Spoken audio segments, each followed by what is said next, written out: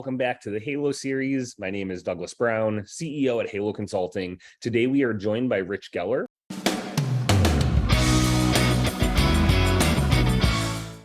Can you share with our viewers where you started your career and the type of work you're involved with? Thank you so much for having me on, Doug. I appreciate it.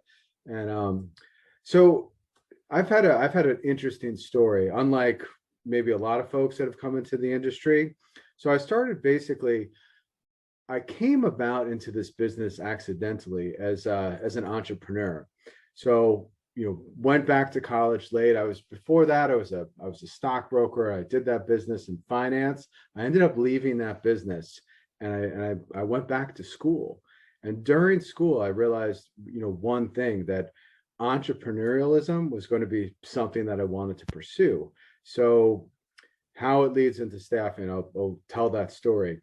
So went back to school late. And I went back to college. I was the only 30-year-old, sitting there in college going back there. And during that time, I founded a company. I founded, just a small kind of, I guess you could almost, looking back on it now, is essentially a staffing business that I founded. It was called NASA Concierge. We provided, janitorial, cleaning, HVAC services, all these services. I didn't provide it. I outsourced all the work. And over those years, I found out that's a managing people business. It's a managing contracts business, and it's a managing people business. It's a staffing business. So looking back on it now, I was in charge of the contract, proposals, business relationships, along with all of those people, places, and process relationships as well. So recruiting the folks and making sure that they came to work to do the jobs that we won, that was an important part. And I learned, as far as business goes, it's easier to manage relationships with people as long as you have those relationships. Let me clarify that a little bit. Managing the relationships with people became essential because I could post an ad, and I found this out very, very quickly. You could post an ad and understand that it's going to maybe get a couple of replies, but it's really about the relationship and finding those folks and then forming that relationship that they were going to come to work. And I know that's it just gives me the basics of having that staffing background from forming my own entrepreneurial company. So, that company, we won good contracts, right? We had Starbucks and Hilton hotels and a couple other ones. And I found it, I can do this, and this is a people business. And then like most businesses in America, I ran into cash flow problems because when you have a lot of people working, it makes it tough to meet those payroll deadlines. So I ended up, closing shop on that business. And then I went to a company, ShiftGig. Now, ShiftGig did something very, very interesting. They provided staffing to companies, but on a platform, a digital platform where they could connect workers directly with the customer. So very cool platform that they developed. And my background was perfect because I knew the staffing part, I understood that part, and I understood the worker part and the recruiting part, and that was essential. So from there, I was at ShiftGig for, I don't even know, maybe it was close to 3 years. I stayed at ShiftGig and built up that platform. I won some of the largest contracts at ShiftGig, and I was one of the top producers there at the company for, I think, the entire time I was there, within there. Then I went to a couple other organizations. From there, I was able to graduate kind of into what you would call like big staffing companies. So I went to your big billion-dollar staffing companies, and that's where I've been at for the past couple of years, really working on master vendor, MSP programs, master supplier programs, and helping companies. First of all, I'm in a pure sales role, but helping those companies recruit and retain their talent. So then I've been in this world for quite some time. I think it's 6 years now that I've been a director of sales, specifically targeting larger organizations with lots and lots of moving pieces, hiring in, their IT, cybersecurity departments, and then in the logistics as well, and helping put those two pieces of the puzzle together, which are very, very different pieces of the puzzle and very different. Rich. And as an experienced staffing and sales leader, what are the things keeping you up at night today? Retention. Retention has been one of the biggest things. I think we've had an explosion also in data and tech roles, and you've probably seen that with, the automation roles.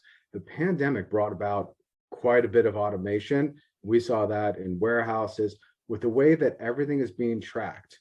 Think about it this way. You have a package, you click on Amazon or whatever the platform might be that you're buying that package, and you could see down to the pinpoints at this point in time exactly when that package is going to arrive. So we've seen that explosion as well and been staffing for that. So retention and recruiting have been some of the biggest drivers, I'd say, that have been kind of keeping me up at night and thinking, how do we solve this problem?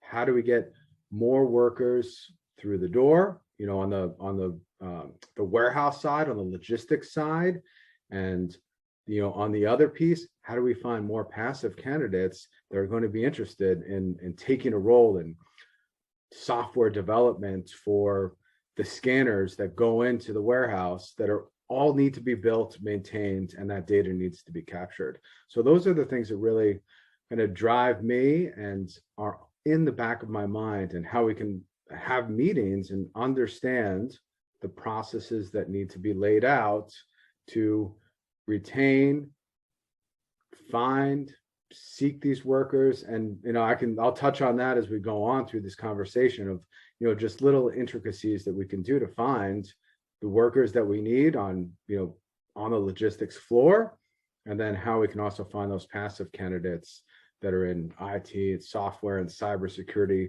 that are keeping these platforms safe and running. Change the recruiting landscape, making it difficult to recruit for roles that have a requirement to be on site.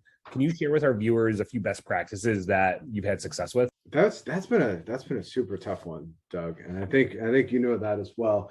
The past couple of years, I thank goodness that we're all done at this point, more or less, with the pandemic, and things have changed quite a bit. But in the beginning, I had most of the clients were all in the what you would call essential workers, right? So everybody that's moving things behind the scenes, manufacturing things, producing things, moving packages.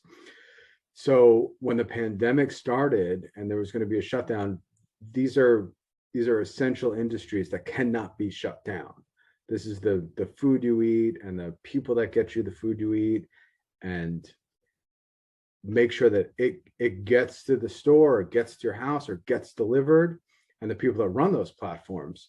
So initially, what we had to do is start setting up protocols that followed, state and local guidelines of what we can do and we can't do. So obviously, we did the same thing that a lot of companies did.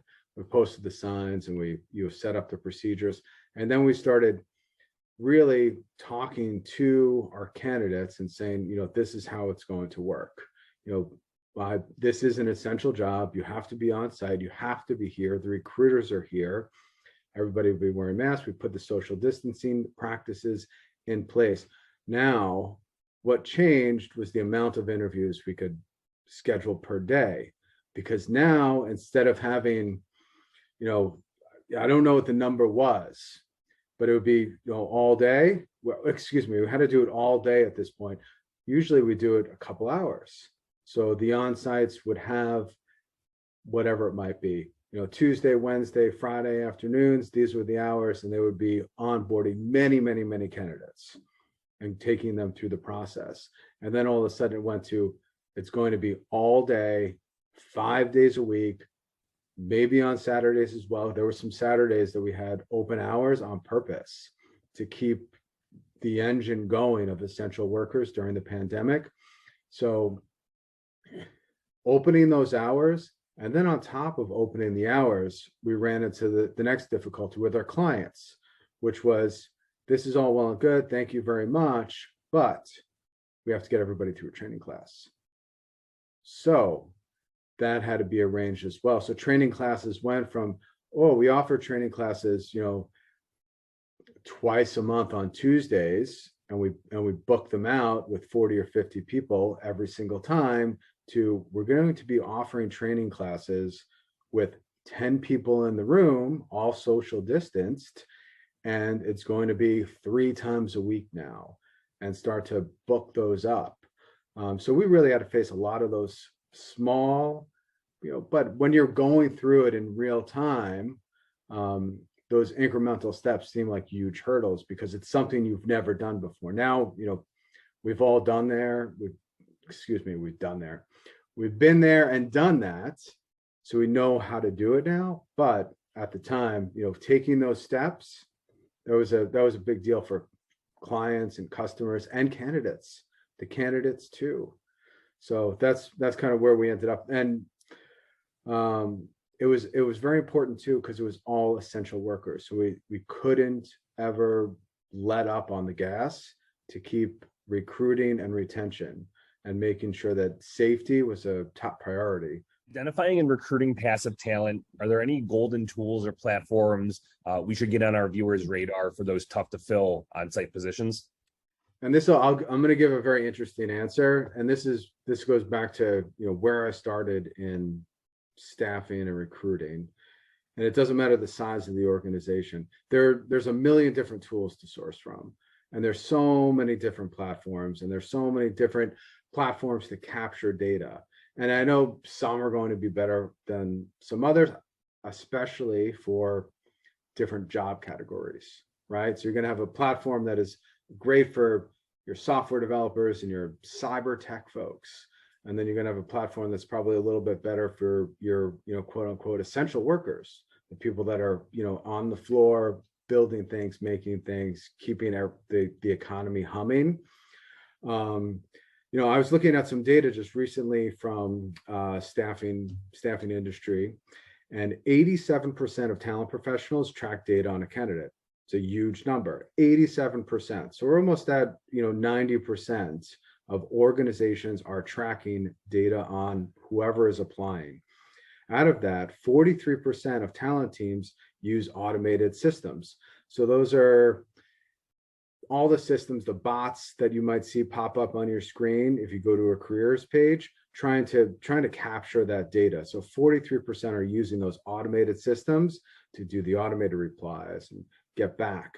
77% of talent leaders present this data to an executive team. They say, look at what we have done. We have captured all this data, and we have all these people applying. When we post, we can see the tracking, the clicks, the bots, the tools. This platform is great. My mind has always been in, especially this area, there's one tracking component that's always missing. And I think executives should ask, what about this missing area?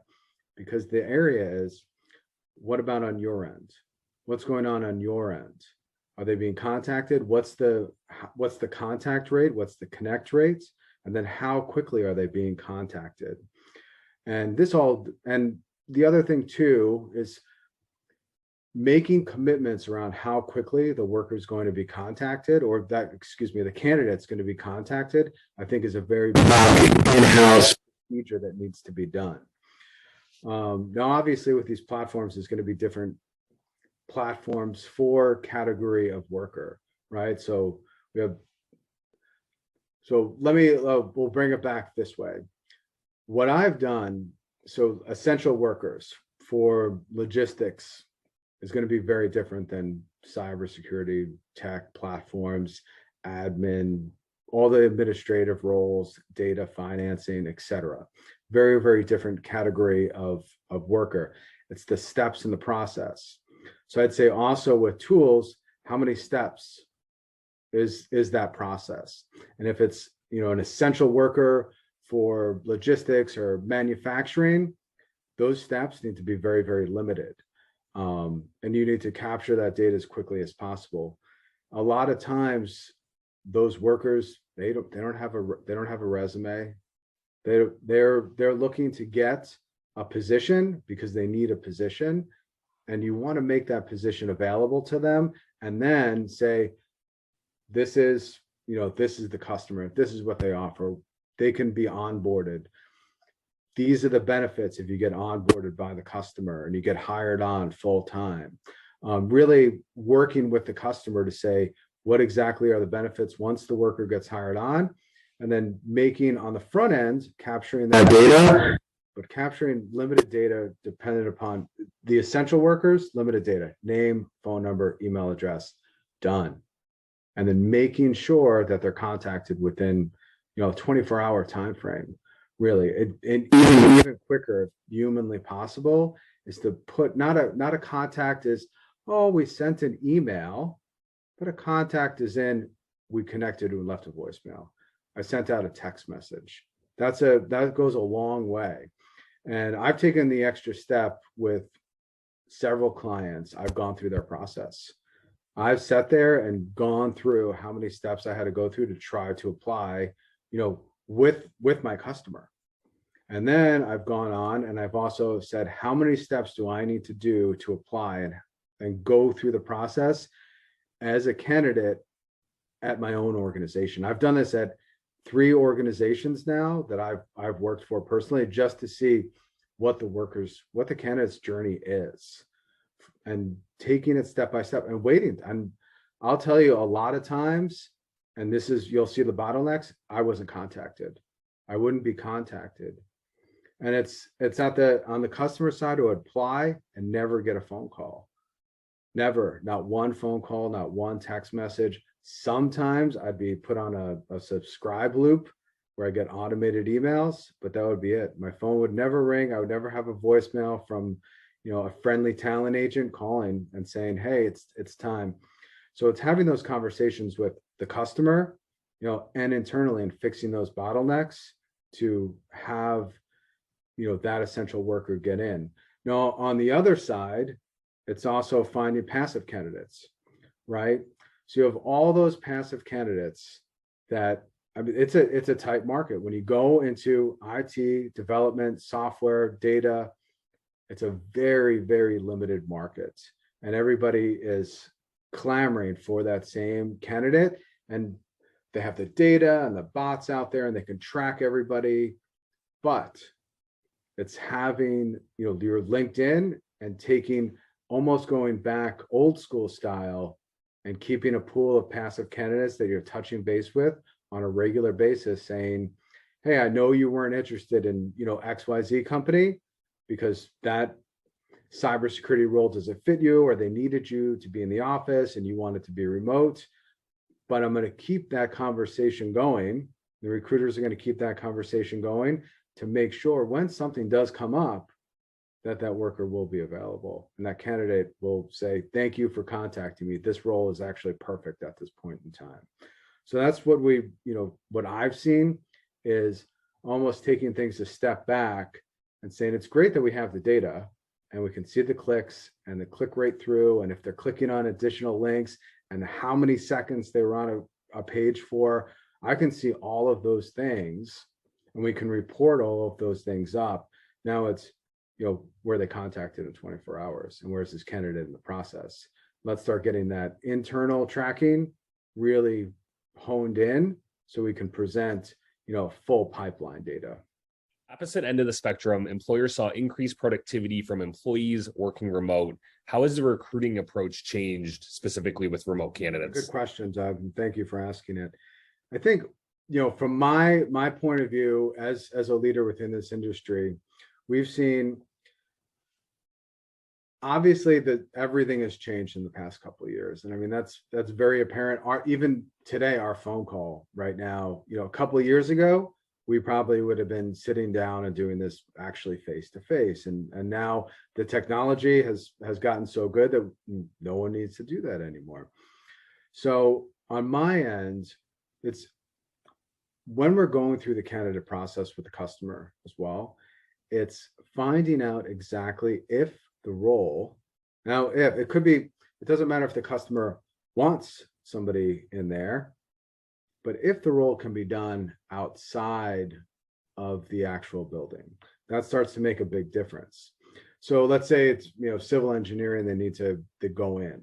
That's something that needs to be done, or it's, a worker that needs to be there to maintain the data systems that run the equipment inside, the robotics plant. That's different. But having the open dialogue with the customer and saying, does this role actually need to sit on site? Because it opens up a wide candidate pool when you don't have to actually sit on site. And we've had remote workers, sitting in upstate New York with an office in San Francisco, and that's the corporate office, and that's where they're reporting. It's, it's a time change, but you're getting the candidate that fits the role and can work remote. And at this point in time, with the data and the tracking, I mean, everybody could see exactly what everybody else is doing and quickly ping them online. I mean, teams are so connected at this juncture in time. It's unbelievable. And you're seeing it in live time too. I'm sure you got little notifications with your email going off. Your phone probably has a couple notifications as well. But it's having that open dialogue with the customer and saying, understanding if the role can be remote, and then if it can, really presenting some sort of solution, especially for the roles that are harder to fill, that come in that, the more tech roles that are going to be harder to fill, and saying, your pool becomes not just a tiny swath and outside of Philadelphia at this point, because the old methodology says they have to be in the office. So it doesn't have to be based in Philadelphia anymore. This role could be open to somebody in Nebraska. With candidates pursuing multiple remote opportunities during their job search, how can companies stand out, and what are the top 3 criteria that internal recruiting teams need to focus on when hiring talent in such a tight labor market? Relationships matter. The candidate matters. Honing in on those passive candidates on LinkedIn, keeping in touch with them. All of those tiny little pieces make a very big difference. And it doesn't come down to putting them on a subscribe or an email campaign or something along those lines. That's important. It's important to keep saying, this position's available. Are you still interested? But it's also taking that extra time of the talent agent, that recruiter, sending a message, send a LinkedIn message, send a personal message, put out a phone call, and then track that data. Put it in your internal, ATS, and say, spoke to Doug. Doug's not interested, but he would be open to, X position at this time. But it's really having all those passive candidates in your database. And the other thing too, on the other side of the spectrum, on the kind of essential workers side of the spectrum, and this goes for on-sites, I've noticed when relationships matter, the best on-sites I've ever worked with know everybody's name. They know their names. They know the people that have come in, and they know the people that are there working. They know when they're working. They know most of their time's off. And I know that's a big ask, and I'm not saying this is essential that all on-sites must know, the 100 or 60 or 200 people's names that are reporting, but it does make a big difference when that that person's name. They feel appreciated, they feel counted, and it makes a big difference. And that goes a very, very long way. And I've seen it go a long way, because when there's office hours, there's an issue there, they have somebody that knows their name that can come in and sit down with that on-site and shut the door and talk about their concerns, or say, I have, X situation going on at home. Can I change my schedule? Can I have a schedule adjustment? That makes a big deal. Great resignation, quiet quitting, or the great reshuffle. Employees are seeking higher pay, better career trajectory, and a better work-life balance. Can you touch on your success with on-site and remote teams? Early on in the pandemic,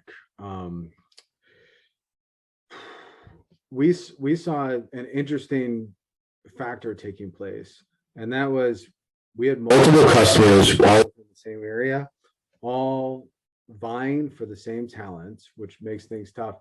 And then they started playing the raising pay rates game. So we saw that happening,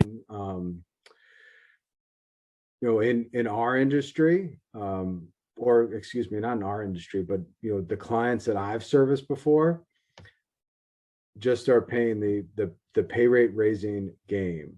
We've had the unique ability to understand the market because we've had multiple clients within the same market. So I think when you work with if you're going to work with an outside staffing agency or somebody that's going to supply, vendor on premise, is to know also what clients they have around, because a lot of times, and they'll know the competition better than you, and they can't share it. They can't say, your competition is also a client of ours. There's NDAs in place, but tips of the trade, they'll understand that market and what that worker is looking for a lot of times better than the customer will understand, just because they're in the market, and they're in the market with multiple clients. And that doesn't mean one's getting preferential treatment, because as I said earlier, it comes down to the candidates. So the candidates should be on all of the opportunities, presented all of the opportunities and what's going to work best. Because a lot of times, client X is going to have different benefits or even different hours than, client Y. And putting those two and saying to the candidate, at the end of the day, it's a staffing company that you're going to, and they should be placing you at what's going to be the best fit for you, not the immediate need. And that also makes a big deal for the customer, because the customer is going to get a worker that's more committed to being there and wants to stay there and wants that job. So that's what I've seen. There's not a lot of keys that I've seen. It's basically being consultative, and that's being consultative with the customer and saying, this is what the competition is doing. Maybe they're raising pay rates. This is where the market is. This is why we're having bottlenecks. And how do we sit down together and fix the bottlenecks and start to change the recruiting to get the folks in the door. Wrapping things up here, Rich, anything you'd like to say or talk about in terms of the work you're involved with today? I've been involved with many, many master vendor type programs, and that's providing solutions. So I think, just advice to any of the listeners on even on the candidate side and especially on the customer side, it's finding a consultative partner that will listen and then maybe even go through the steps and provide some data back to you. Really taking a consultative approach to the talent that you're looking to engage, and letting insights into your own organization, and also being open to hearing that feedback. Some of the toughest conversations that I've had is when I've gone through somebody's step-by-step process and applied as a candidate. And that's hard to hear for talent teams, and it's hard to hear for procurement. But it's something that you don't want to hear, but you want in a staffing partner. You also want a scalable staffing partner. And I'd say, what is your consultative, and then somebody that's going to be able to quickly grow with you or quickly ramp down with you at the same time, ramp up and ramp down. How are they going to engage the workforce quickly, put a lot of people to work if that's what you need, or hire a team of cybersecurity folks or software developers? And then what are they going to bring to the table as far as, mitigating that risk? Because you don't want to hire on a whole bunch of new recruiters. You want to almost outsource that to that staffing partner and use that staffing partner to help ramp up. And then maybe that staffing partner is going to carry that risk and be the employer on record. So I would just say, wrapping things up, just number one, consultative staffing company partner, whoever you're going to work with, that you want them to be consultative. And then also on the candidate side, find out exactly how and their candidates, because that's also another big deal of meeting on sites and being part of the process. So I just say many little touches, many tiny little touches make the big difference in finding a staffing partner that is going to go the extra mile. Sometimes, sometimes it does cost more and sometimes it doesn't cost more. But again, I think it all comes down to conversations, relationships, and taking that consultative approach. It's been great having you join us today. No, thank you very much, Doug. I appreciate it. Have a good day.